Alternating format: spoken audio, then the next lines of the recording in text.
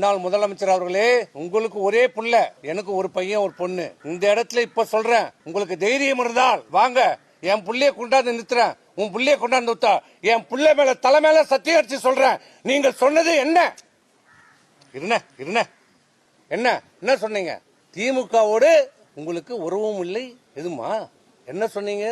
4ஆம் தேதி தேர்தல் முடிந்து வெற்றி பெற்ற சான்றிதழ் வாங்குறோம். நான் 6:30 மணிக்கு வாங்குறேன். வாங்கிட்டு உடனே வீட்டுல கொடுத்துட்டு சென்னைக்கு கிளம்பிட்டேன். வந்து கொண்டே இருக்கிறேன். ஒரு 7:30 மணி இருக்கும் நான் செங்கல்பட்டு தாண்டும் போது. யார் என்று பேரெல்லாம் கேட்காதீங்க, அதெல்லாம் கேட்காது, சொல்ல மாட்டேன். திமுகவில் இருந்து 2 முன்னாள் அமைச்சர்கள் எங்க லைனுக்கு வராரு. என்னடா இவங்களுக்கு சம்பந்தமே இல்லையே, நம்ம கூட வராங்க.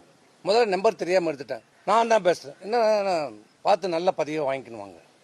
நம்ம தோத்துட்டோம், என்ன நல்ல அமைச்சர், என்னமோ பேசுறாரு, ஒன்னும் புரியல விட்டேன். நாங்க தோல்வி இதுல அந்த சங்கடத்துல விட்டுட்டோம். நைட்டு வந்துட்டோம். காலையில தான் இதனுடைய விஷயமே எங்களுக்கு புரியுது.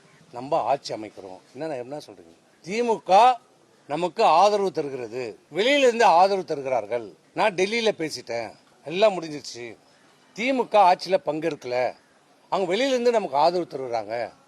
அந்த கூட்டணியில் இருக்கிறவங்களுக்கு மட்டும் ஒரு அமைச்சர் கொடுங்க, மீதி எல்லாம் நீங்க எடுத்துங்க, நமக்கு ஒரு 25 அமைச்சர்கள் கிடைக்கும். இது எப்படின்னா, இந்த இயக்கம் ஆரம்பிக்கப்பட்டது எதனால?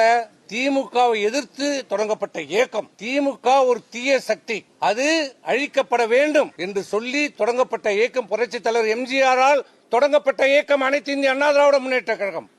தொண்டரால் தொடங்கப்பட்ட இயக்கம். அதான் இல்லைன்னு சொல்லியாச்சு. நேற்று தினமே தெளிவுபடுத்தியாச்சு. இதை வேண்டுமென்றே திட்டமிட்டு கேள்வி கேட்காதீங்க. 5 வருஷம் நீங்க சட்டமன்ற நிகழ்வுல பாத்தீங்களா? எத்தனை முறை பேட்டி கொடுத்தோம்? எங்களுடைய பிரச்சாரம் என்ன? என்னுடைய பிரச்சாரத்தை நீங்க எல்லாம் பாத்தீங்களா?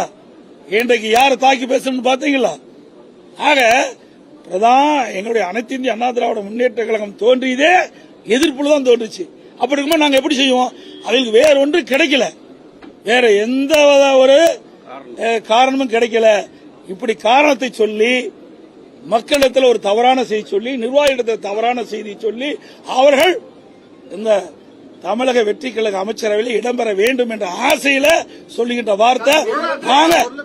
அனைத்து இந்திய அண்ணா திராவிட முன்னேற்ற கழகத்தை பொறுத்த வரைக்கும் யாருடையும் நாங்கள் எங்களுடைய கூட்டணி தவிர்த்து வேற யாரிடமும் பேச்சுவார்த்தை நடத்தவில்லை. 100% திராவிட முன்னேற்ற பேச்சுவார்த்தை நடத்தவில்லை. அது அவர்களும் சொல்லிட்டாங்க, நாங்களும் சொல்லி